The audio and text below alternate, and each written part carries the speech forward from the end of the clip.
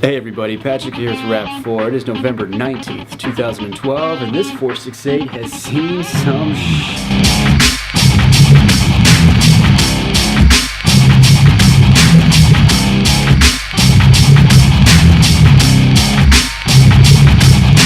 That's right guys, this 468 right here has been through hell. Now if you haven't seen it yet, go to our YouTube channel and check out our video of the 468 torture test. You will not believe what this thing can handle. Now I'm going to go over some of the damages for you.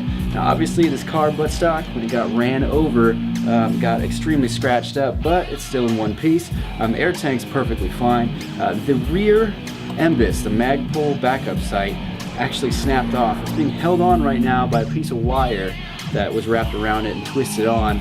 Otherwise it would be up and flinging up. You can see in the video when Omar goes and picks it up how it's actually broken from getting run over.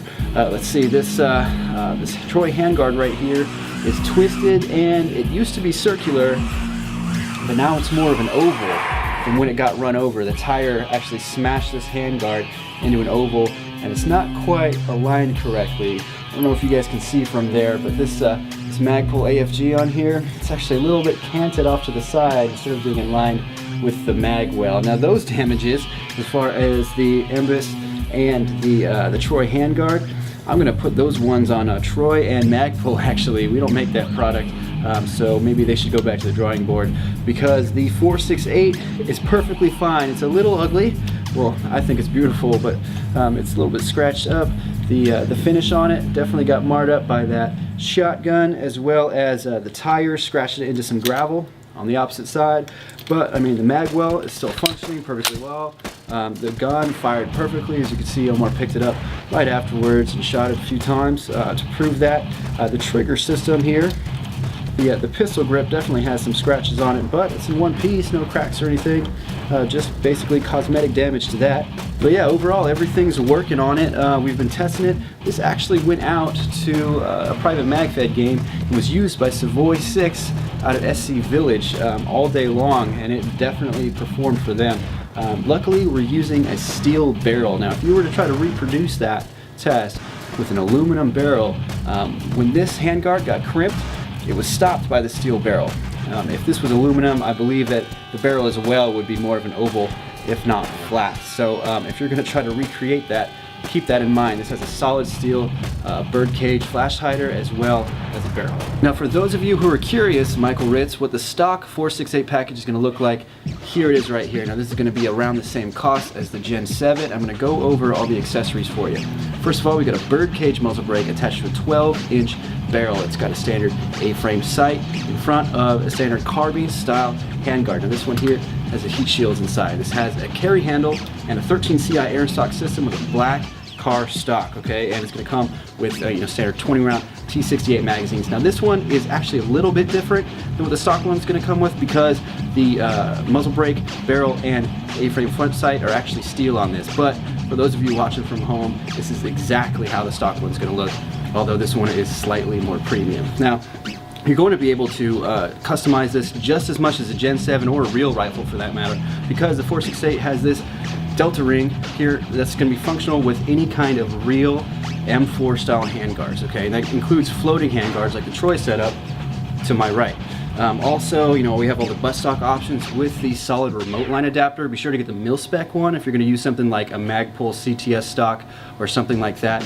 That one has the same dimensions as an M4 buffer tube, so you'll be able to use your buttstocks on that. And of course, all the Picatinny rails on the top handguard, or any of the rail systems we have, like the RIS handguard, those are mil-spec as well, so they'll accept all of your accessories, anything from a vertical grip to a flashlight, optics, anything like that. So you'll be able to deck this out any way you want, and when you order it, you do not have to have these come with it. You'll be able to customize your package so that you don't have any extra parts laying around that you don't need or didn't want to pay for.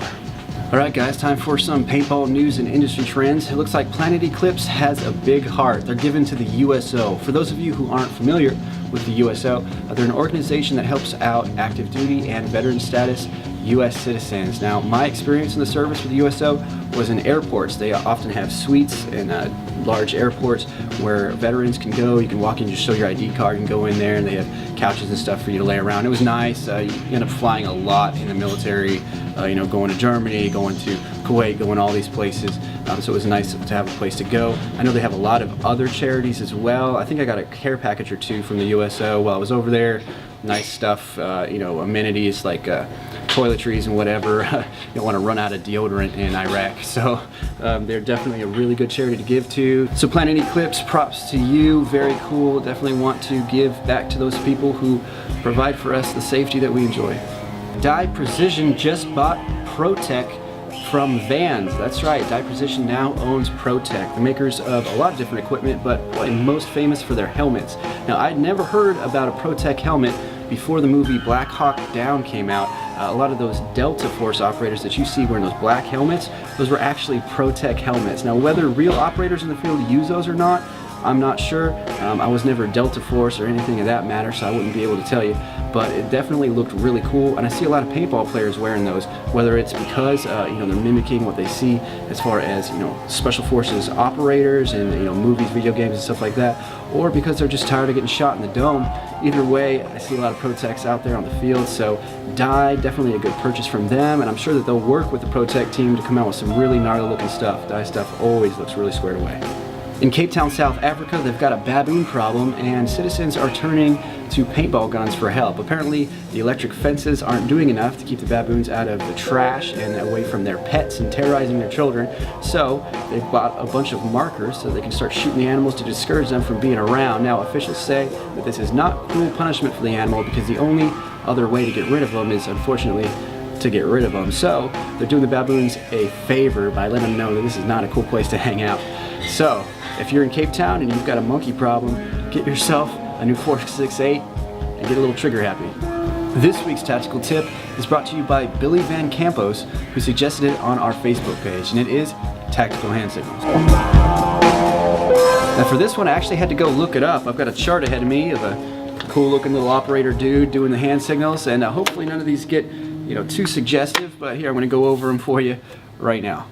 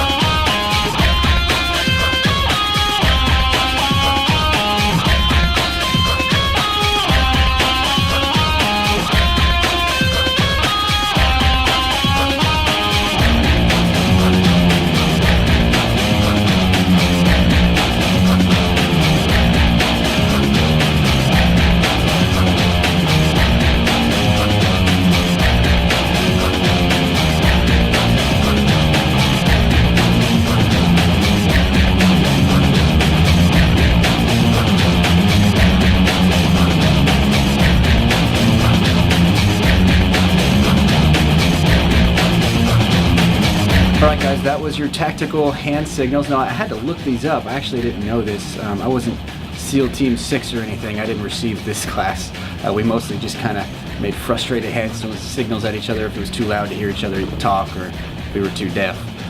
But some of these are actually pretty useful, mostly the number system. I mean, how do you do 9 on one hand? I had no idea, but apparently it's this. So very good to know, especially if you're in a situation like I said, maybe you're too far away, you don't have a radio or something, and you gotta kind of see what they're doing, it's too loud, or maybe you're deaf, or maybe you need to be quiet, maybe you don't want to alert anybody to your position. So definitely very interesting. Thank you, Billy, for the idea, and if there's anything you'd like to see in our weekly tactical tip, just go to our Facebook page. It's facebook.com/rap4usa, and let me know.